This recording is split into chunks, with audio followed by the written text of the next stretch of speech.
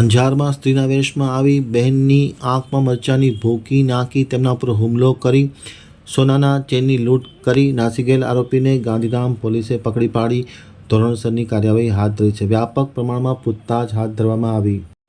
હવે જોઈએ ગાંધીધામ આમતેક ન્યૂઝ બ્યુરોનો એક વિસ્તૃત. અંજાર પોલીસ સ્ટેશન વિસ્તારમાં સ્ત્રીના વેશમાં આવી ફરિયાદી બહેનની આંખમાં મરચાંની પાવડરની ભૂકી નાખી મારપીટ કરી સોનાના ચેનની તથા રોકડ રકમની લૂંટ કરનાર આરોપીને આખરે પોલીસે શોધી કાઢ્યો હતો.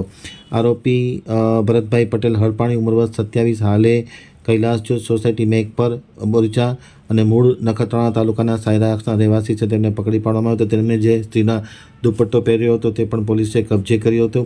ફરિયાદીના ઉપર હુમલો કરી આંખમાં મરચાંની ભૂકી નાખીને લૂંટ કરીને નાસી ગયો હતો. કામગીરીમાં વિકાસ યાદવ, મુકેશ ચૌધરી, NN ચુડાસમા, AR ગોહિલ તથા અન્ય પોલીસ સ્ટાફ રોકાયો હતો અને આરોપીની વ્યાપક પ્રમાણમાં પૂછતાછ શરૂ કરી દેવામાં આવી છે.